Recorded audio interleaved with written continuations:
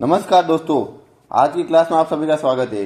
इस वीडियो में अपन 100 model paper की सीरीज में आज का अपना 5वां मॉडल पेपर देखेंगे। तो अपन की 100 डेज की वर्दी की जंग चल रही है, इसमें अपन वर्दी को हासिल करना है। इस बार अपना सिलेक्शन एक सीट अपनी पक्की करनी है। तो दोस्तों, आप हमारे चैनल को सब्सक्राइब कर दीजिए। आज का अपना 5वां मॉडल पेपर देख रहे हैं। इसी के साथ आज का अपना पहला क्वेश्चन देखते हैं दोस्तों। चलिए, आज का अपना पहला क्वेश्चन है, भारत में पहली संपूर्ण जनगणना कब की गई थी? तो ऑप्शन नंबर ए दे रखा 1887 ईस्वी में, ऑप्शन बी दे रखा 1882 ईस्वी में, ऑप्शन सी दे रखा 1880 ईस्वी में और ऑप्शन डी दे रखा 1881 ईस्वी में। तो भारत में सर्वप्रथम जनगणना कब की गई थी? संपूर्ण जनगणना 1881 ईस्वी में। तो ऑप्शन नंबर डी राइट हो जाएगा। 1881 ईस्वी में संपूर्ण जनगणना की गई थी। और भारत में सबसे प्रथम जनगणना कब हुई थी?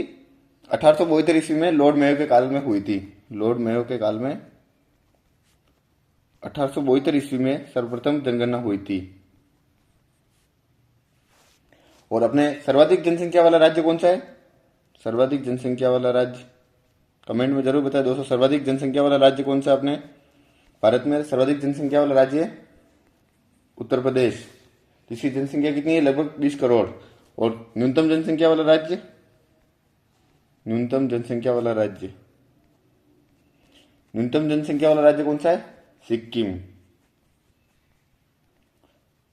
सिक्किम की जनसंख्या कितनी है? लगभग 6 लाख। चलिए दोस्तों, अपना अगला क्वेश्चन देखते हैं। आज का अपना अगला क्वेश्चन है, मोहिनी अट्टम निम्नलिखित में से किस राज्य से संबंधित एक एकल शास्त्रीय नृत्य है? मोहिनी अट्टम नृत्य कहाँ का शास्त्रीय नृत्य है? तो ऑप्शन नंबर ए दे रखा है बिहार, ऑप्शन नंबर बी दे रखा है कर्नाटक, ऑप्शन नंबर सी दे रखा है Uttar Pradesh, option number D दे रखा है केरल। तो मोहिनी अट्टम कहाँ का प्रसिद्ध शास्त्रीय नृत्य है? तो राइट आंसर क्या हो जाएगा दोस्तों? कमेंट में जरूर बताएं। अपना राइट आंसर हो जाएगा Kerala. Option number D, option number D सही हो जाएगा, केरल। तो मैं आपको शास्त्रीय नृत्य बता रहा हूँ, 8 शास्त्रीय नृत्य भारत में, तो वो बता देता हूँ जिनको याद कर लिए कौन सा कहाँ का प्रसिद्ध है। भरतनाट्यम, भरतनाट्यम कहाँ का प्रसिद्ध है? भरतनाट्यम कहाँ का शास्त्रीय नृत्य है दोस्तों? तमिलनाडु का।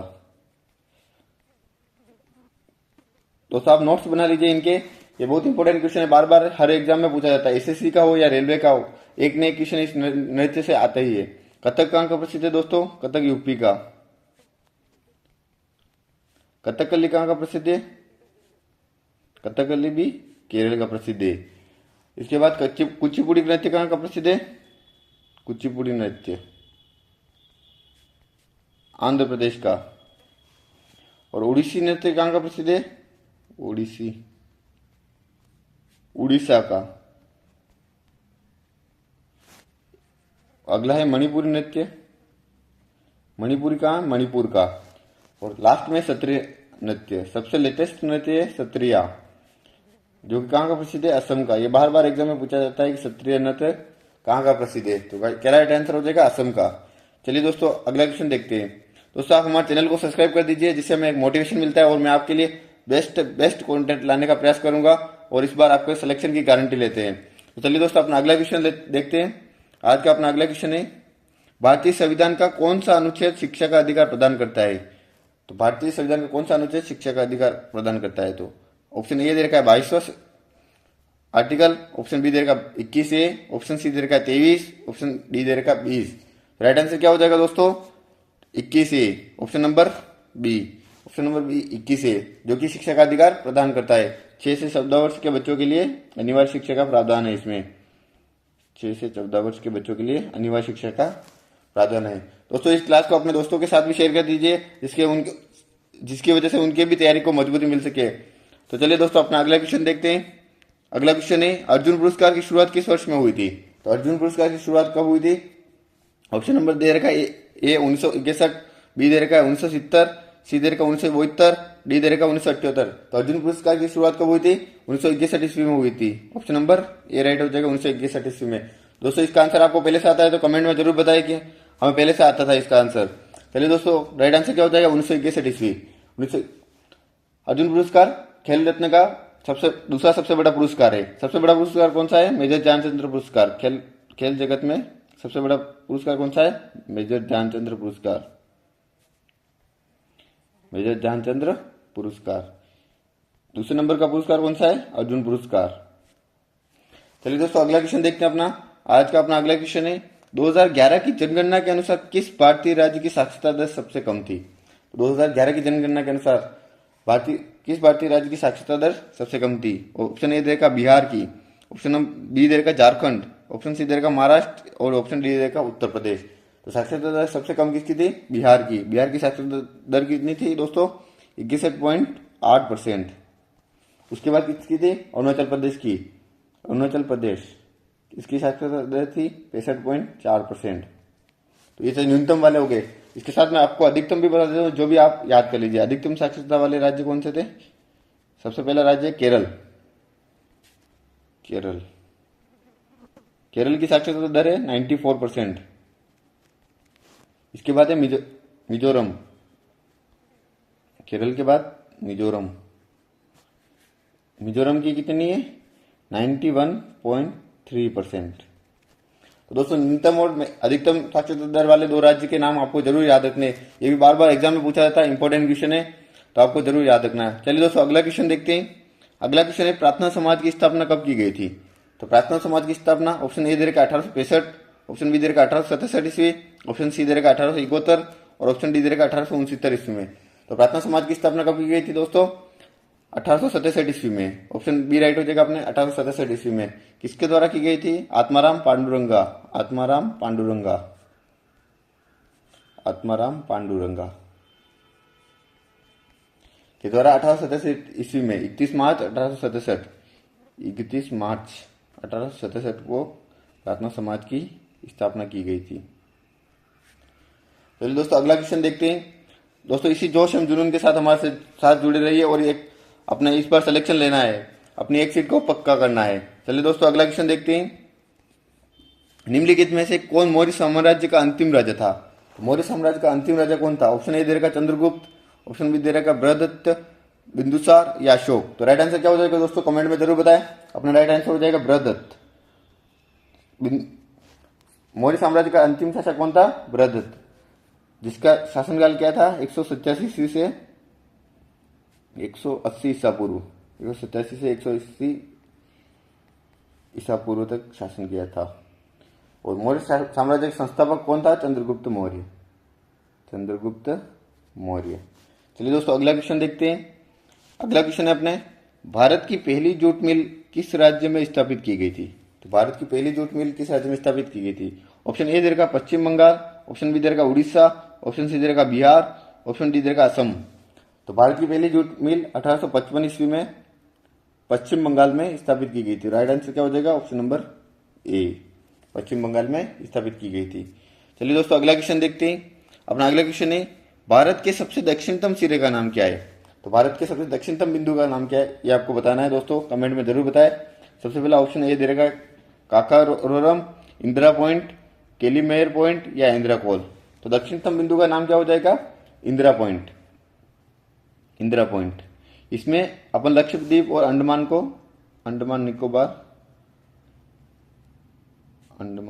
निकोबार एवं लक्षद्वीप को ऐड करते हैं तो पॉइंट हो जाता है इंदिरा पॉइंट। और अगर अपन तमिलनाडु में देखें भूमि पर, तो उस पॉइंट का नाम है केप कोमोरिन। ये कहाँ स्थित है? कन्याकुमारी में। तो दक्षिणतम बिंदु भूमि पर देखें तो क्या हो जाएगा? कन्याकुमारी। इस पॉइंट का नाम है केप कोमोरिन, कन्याकुमारी, तमिलनाडु में स्थित है। और अगर अंडमान निकोबार को भी ऐड किया जाए तो दक्षिणतम बिंदु होता है इंदिरा पॉइंट। और उत्तरतम बिंदु देखें तो उत्तर वाला बिंदु है, उसका नाम है इंदिरा कोल। उत्तर बिंदु का नाम है इंदिरा कोल। दोस्तों याद करिए, ज्योग्राफी की दृष्टि से आपके इंपॉर्टेंट क्वेश्चन है। चलिए दोस्तों अगला क्वेश्चन देखते हैं। अगला क्वेश्चन है अपने, 1971 ईस्वी में भारत पाक युद्ध के समय कौन सी पंचवर्षीय योजना भारत में चल रही थी? तो अपने इकोनॉमी का क्वेश्चन है, कौन सी पंचवर्षीय योजना 1971 में चल रही थी? दूसरी, छठी, आठवीं या चौथी? तो राइट आंसर क्या हो जाएगा दोस्तों? राइट आंसर हो जाएगा अपने चौथी, ऑप्शन नंबर डी। चौथी पंचवर्षीय योजना का समय क्या था? 1969 ईस्वी से 1974 ईस्वी तक। तो पहली पंचवर्षीय, आपको मैं पंचवर्षीय योजना बता देता हूँ। पहली पंचवर्षीय योजना का समय था, फर्स्ट योजना का समय था 1951 से 1956 तक। सेकंड का समय था 1956 से 1961 तक। थर्ड का समय था 1961 से 1966 तक। और फोर्थ का समय था 1969 से 1974 तक। इसमें 3 साल का गैप आ गया था जिसमें योजना बंद रही थी। तो दोस्तों चौथी पंचवर्षीय योजना को गॉडगिल योजना के नाम से भी जाना जाता है, गॉडगिल योजना के नाम से भी जाना जाता है। चलिए दोस्तों अपना अगला क्वेश्चन देखते हैं। अगला क्वेश्चन है अपना मैथ्स का क्वेश्चन। एक कक्षा में राधा का स्थान बाएं से 12वां है और दाएं से 9वां है, तो कक्षा में कुल कितने विद्यार्थी हैं? एक कक्षा में राधा का स्थान बाएं से 12वां दे रखा है, तो बाएं और दाएं दो अलग अलग दे रखे हैं, तो दोनों को जोड़ लेना है। तो बाएं से 12वां और दाएं से 9वां, तो लेफ्ट राइट दे रखा है, तो दोनों को जोड़ लेना है। तो 12 + 9 कितना हो जाएगा? 21, और 21 में से 1 माइनस कर देना है, तो अपना राइट आंसर हो जाएगा 20। राइट आंसर कौन सा हो जाएगा? Option number 20। अगर आप लिख के भी देख सकते हैं, क्योंकि इसमें राधा 2 बार काउंट हो रही है। इधर से बाएं से गिनेंगे तो 12वां स्थान है, तो बाएं से अगर अपन 12वां स्थान गिनते हैं तो इसमें राधा 2 बार काउंट हो रही है इधर से, और इधर से दाएं से गिनेंगे तो 9वां स्थान है, तो इसमें राधा 2 बार काउंट इसलिए 1 माइनस कर लेंगे। दोस्तों लेफ्ट और राइट दोनों अलग अलग दे रखे हो, तो अपन को क्या करना है? जोड़ के 1 माइनस कर देना है, तो अपना राइट आंसर हो जाएगा 20। चलिए दोस्तों अगला क्वेश्चन देखते हैं। क्वेश्चन दे रखा है अपने, एक सीरीज दे रखी है, सीरीज को पूरा करना है, दी गई श्रृंखला को पूरा कीजिए। सबसे पहले दे रखा है TYQ फिर ZZP, तो अपन देखते हैं सीरीज को। TYQ दे रखा है, टी का नंबर होता है 20 नंबर, ZZP जेड का नंबर होता है 26 नंबर, और GCO जी का नंबर होता है 7 नंबर, OHN और आगे क्वेश्चन मार्क दे रखा है, तो O का नंबर होता है 15 नंबर। तो अपन क्लियरली लिख पा रहे हैं। 20 में क्या किया? 6 प्लस किया, 26 में वापस 7 प्लस किया, 7 में +8 किया, तो अब प्लस होगा 9। तो O में 9 प्लस करेंगे तो कितना आएगा? 24। 24 क्रमांक पे कौन सा अक्षर होता है? X होता है। 24 पे कौन सा होता है? X। तो अपन ऑप्शन में देखेंगे X एक ही में दे रखा है, तो आगे अपन को सोल्व करने की जरूरत ही नहीं है। फर्स्ट अक्षर लेटर देख कर ही अपन को पता चल गया है कि अपना राइट आंसर क्या हो जाएगा? C। तो राइट आंसर हो जाएगा अपना C। चलिए दोस्तों ये सीरीज आपको ध्यान में रखनी है। ऐसी सीरीज बार बार पूछी जाती है एग्जाम में कंफ्यूजन करने के लिए। आप 10 मिनट इसमें वेट लगाओगे तो भी आपका आंसर नहीं आएगा। तो आपको प्रैक्टिस सेट करते रहोगे, ऐसे प्रैक्टिस करोगे तो आपको जल्दी से दिमाग में आ जाएगा कि अपने इसमें कौन सा आइडिया लग रहा है। चलिए दोस्तों अगला क्वेश्चन देखते हैं। अगला क्वेश्चन दे रखा है, यदि विनर को एक कोड दे रखा है, इसमें रूप में लिखा जाता है, तो फ्लोर को किसे लिखा जाएगा? तो विनर का कोड दे रखा है, इसको डिकोड करते हैं अपन। तो W का क्रमांक होता है 23 क्रमांक, 23 में से क्या कर दिया? 1 माइनस कर दिया तो 22 हो गया। उसके बाद दे रखा I का क्रमांक कितना होता है? 9। 9 में से क्या किया? 2 माइनस किया तो कितना आ जाएगा? 7 आ जाएगा। फिर वापस N का क्रमांक दे रखा है, तो 22 हो गया, 7 हो गया। फिर हो गया N का क्रमांक कितना होता है? 14। 14 में से कितना माइनस करेंगे? 3 माइनस करेंगे तो क्या आ जाएगा? 11। 11 आ गया। इसके बाद N वापस दे रखा है, N में से फिर अब 4 माइनस करेंगे तो कितना आ जाएगा? 10। फिर ई में से कितना माइनस करेंगे? 5 माइनस करेंगे तो फिर 0 आ जाएगा। और फिर आर में से 18 क्रमांक होता है, आर का क्रमांक कितना होता है? 18। 18 में से 6 माइनस करेंगे तो 12 आ जाएगा। तो कुछ नहीं करना, सीरीज चल रही है उसको माइनस करना है। तो अपन देखते हैं FLOOR। तो एफ का क्रमांक कितना होता है? 6 क्रमांक होता है। 6 में से कितना माइनस करेंगे? 1 माइनस करेंगे तो क्या आ जाएगा? 5। एल का क्रमांक कितना होता है दोस्तों? 12। एल का क्रमांक कितना होता है? 12। 12 में से कितना माइनस करेंगे? 2 माइनस करेंगे तो 10 आ जाएगा। और ओ का क्रमांक कितना होता है? 15। 15 में से कितना माइनस करेंगे दोस्तों? 3 माइनस करेंगे। 3 माइनस करेंगे तो कितना आ जाएगा? 12। वापिस 15। ओ का क्रमांक दे रखा है, 15 में से अब 4 माइनस करेंगे। 15 में से 4 माइनस करेंगे तो कितना आ जाएगा? 11। और आर का क्रमांक दे रखा है 18। 18 में से कितना माइनस करेंगे? 1 2 3 4 और 5। 18 में से 5 माइनस करेंगे तो कितना आ जाएगा? 13। तो राइट आंसर क्या हो जाएगा अपना? 5 1 0 12 11 और 13। 12 11 13। ऑप्शन नंबर ए राइट हो जाएगा दोस्तों। तो दोस्तों इस टाइप की सीरीज भी पूछी जाती है जिसमें कुछ नहीं करना है, नॉर्मल एक एक माइनस करना है। जिसका क्रमांक दे रखा है कोड वर्ड में उसका माइनस करना है 1 से बस। चलिए दोस्तों अगला क्वेश्चन देखते हैं। अगला क्वेश्चन दे रखा है, विषम संख्या का युग्म को चुनना है। तो 48 और 75, 64 और 91 और 55 और 82 और 31 और 57। दोस्तों इसका आंसर आप कमेंट बॉक्स में कमेंट करके बताएं।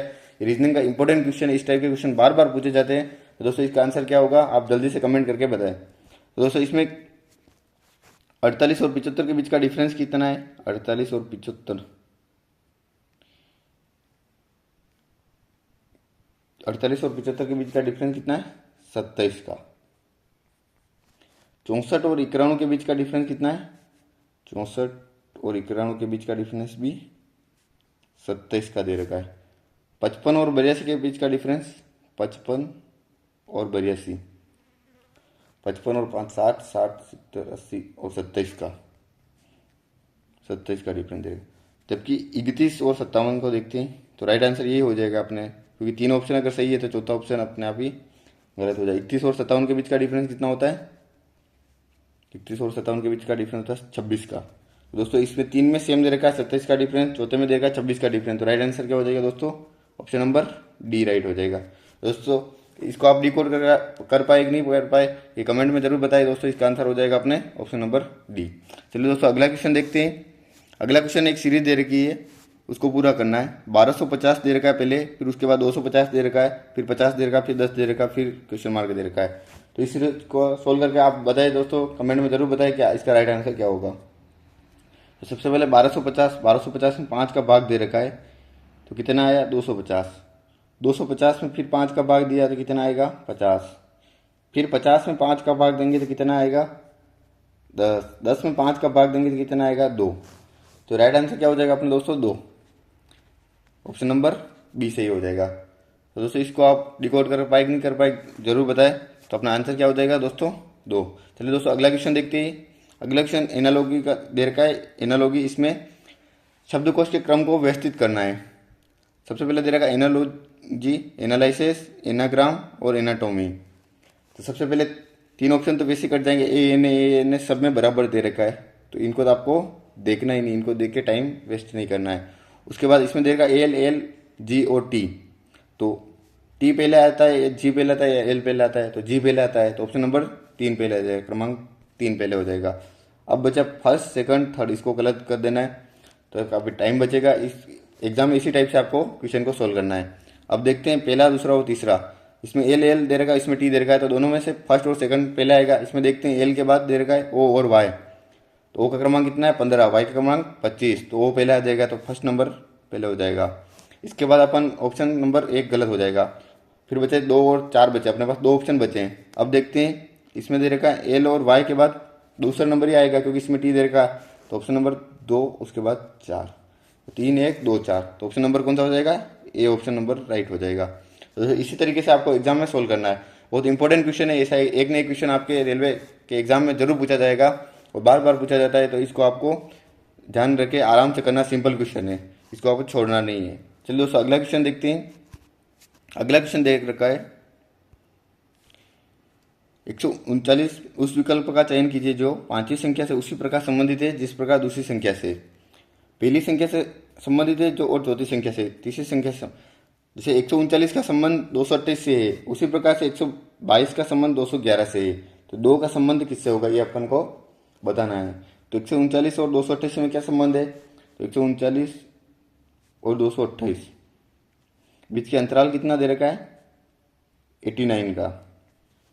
तो दोस्तों 122 और 211 के बीच का अंतराल कितना होगा? ये भी 89 का। तो 2 और क्या संख्या यहाँ पे ले कि उसका अंतराल क्या हो जाए? 89, तो 2 में 89 प्लस कर देंगे दोस्तों, तो अपना राइट आंसर क्या हो जाएगा? 91। 91 कौन सा ऑप्शन में दे रखा है? ऑप्शन नंबर ए में। कुछ नहीं करना, सिंपल है, इनका अंतराल दे रखा है 89 89, तो यहाँ पे भी अपन को 89 करना है, तो 89 अंतराल 89 करना है, तो 89 में 2 जोड़ देंगे तो 2 दे रखा है, 2 में 89 जोड़ेंगे तो 91 आंसर आ जाएगा। तो दोस्तों अगला क्वेश्चन देखते हैं। आज का अपना अगला क्वेश्चन है, राम ने एक महिला की ओर इशारा करते हुए कहा, उसकी बेटी मेरे दामाद की पत्नी है।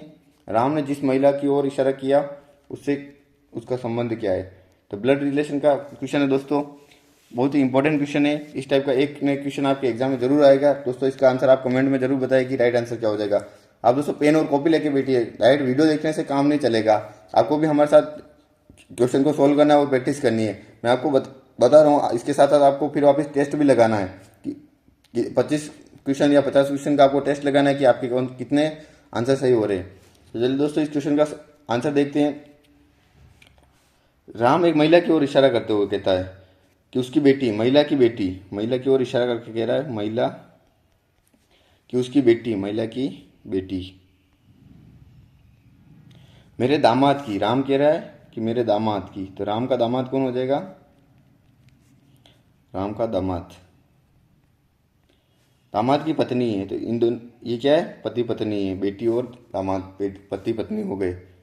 तो राम ने जिस महिला की ओर इशारा किया तो वो उसका संबंध क्या हो जाएगा, तो ये दोनों भी क्या हो जाएंगे, पति पत्नी हो जाएंगे।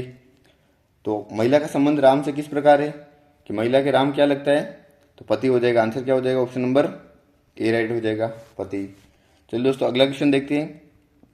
अगला क्वेश्चन दे रखा है, एक प्रतियोगिता में सफल होने के लिए जर्मिलिन को 4 परीक्षाओं में 75 के औसत अंक की आवश्यकता होती है। पहली 3 परीक्षाओं में उसका स्कोर 78, 74 और 70 रहा। प्रतियोगिता में सफल होने के लिए उसे चौथे टेस्ट में कितने अंक लाने होंगे। तो 4 परीक्षाओं में एवरेज 75 अंक लाने होते हैं, तो टोटल उसको कितने अंक लाने, 75 को 4 से गुणा कर लेंगे तो कितने अंक लाने, 300 अंक लाने हैं टोटल। और उसके अंक अभी तक कितने आए, 78 प्लस 74 प्लस 70, तो इन सबको जोड़ लेंगे तो कितना आंसर आएगा, 222। तो अभी तक उसके कितने अंक आए, 222 आए। तो अब अगली परीक्षा में उसको कितने अंक लाने पड़ेंगे, तो 300 में से 222 को घटा लेंगे तो कितना आंसर आ जाएगा, 78। तो उसके कितने नंबर लाने पड़ेंगे, 78। तो ऑप्शन नंबर क्या राइट हो जाएगा, B. Option number D right हो जाएगा, 78। चलिए दोस्तों अगला क्वेश्चन देखते हैं। अगला क्वेश्चन अपने दे रखा है, एक डिब्बे में 125 डिटर्जेंट साबुन है जिनमें से 80 का उपयोग किया जा चुका है। डिब्बे में कितने प्रतिशत डिटर्जेंट साबुन शेष बचे हैं। परसेंटेज में बताना है कि 125 साबुन थे टोटल, उसमें से 80 का उपयोग किया जा चुका है। तो अपने के पास कितने बचे हैं, 125 में से 80 का उपयोग कर लिया तो शेष कितने बचे हैं, 45। डिब्बे में कितने परसेंट साबुन बचे, तो 45 बचे हैं। किस में से बचे हैं, 125 में से, इंटू परसेंटेज निकालने के लिए 100 कर देंगे। 25 से कट जाएगा 4 बार, 25 से कट जाएगा 5 बार, 5 से 45 कटेगा 9 बार, 9 इंटू 4 करेंगे तो 9 चौकू 36, 36% आ जाएगा। राइट आंसर क्या हो जाएगा अपने दोस्तों, 36%। 36% राइट आंसर हो जाएगा। तो ऑप्शन नंबर कौन सा हो जाएगा, option number B. Option number B दे रखा है 36%। चलिए दोस्तों अगला क्वेश्चन देखते हैं। ये क्वेश्चन दोस्तों आपसे सॉल्व हुआ कि नहीं हुआ, कमेंट में जरूर बताएं, इसका आंसर दीजिए आप। चलिए मेरे चांद के टुकड़ों, इसकी जोश एवं जुनून के साथ आप आगे बढ़िए हमारे साथ। और अगला क्वेश्चन देखते हैं। आपको वीडियो पूरा देखना है जिससे कि आपको एक भी क्वेश्चन ना छूटे। तो चलिए दोस्तों अगला क्वेश्चन देखते हैं। विमल को फ्रेंच में 80 में से 44 अंक प्राप्त हुए, अंग्रेजी में 100 में से 83 अंक प्राप्त हुए, स्पेनिश में 70 में से 45 और जापानी में 50 में से 38 अंक प्राप्त हुए। तो उसके द्वारा प्राप्त अंकों का कुल कितना प्रतिशत है। तो टोटल अधिकतम मार्क्स कितने हो रहे हैं अपने पास, अपन टोटल कर लेते हैं। अधिकतम मार्क्स, अधिकतम अंक कितने हो रहे हैं, अधिकतम अंक पूरा पूर्णांक कितने का है। तो एक बार 80 में से प्राप्त हुए 80, उसके बाद दे रखा 100, उसके बाद दे रखा 70 और उसके बाद दे रखा 50। तो अधिकतम अंक कितने हो जाएंगे दोस्तों, 300, 80 और 100 180 और 70 250 और 50 300। तो अधिकतम पूर्णांक कितने का हो जाएगा, 300 का। और उसमें से उसको कितने प्राप्त हुए, प्राप्तांक। प्राप्तांक देखते हैं दोस्तों। प्राप्तांक फ्रेंच में तो 44 अंक प्राप्त हुए, अंग्रेजी में 83 अंक प्राप्त हुए, स्पेनिश में 45 अंक प्राप्त हुए और जापानी में कितने, 38 अंक प्राप्त हुए। तो प्राप्तांक कितने का हो जाएगा दोस्तों, टोटल करेंगे तो 210 अंक हो रहे हैं। तो प्रतिशत निकालने के लिए प्राप्तांक हुए 210, किस में से, 300 में से, इंटू क्या कर देंगे 100। 100 से 300 कट जाएगा 3 बार, 3 से 210 कट जाएगा 70 बार। तो राइट आंसर क्या हो जाएगा, 70%। तो विमल को कितने परसेंट प्राप्त हुए, 70%। ऑप्शन नंबर बी राइट हो जाएगा, 70%। चलिए दोस्तों अगला क्वेश्चन देखते हैं। अगला क्वेश्चन दे रखा है, यदि किसी व्रत की त्रिज्या पहले से 19 गुना हो जाती है। एक व्रत की त्रिज्या दे रखी है जो कि पहले से 19 गुना हो जाती है, तो नई परिधि और वास्तविक परिधि कितनी गुना हो जाएगी। नई परिधि वास्तविक परिधि की कितना गुना हो जाएगी। तो माना व्रत की परिधि दे रखी आर, व्रत की परिधि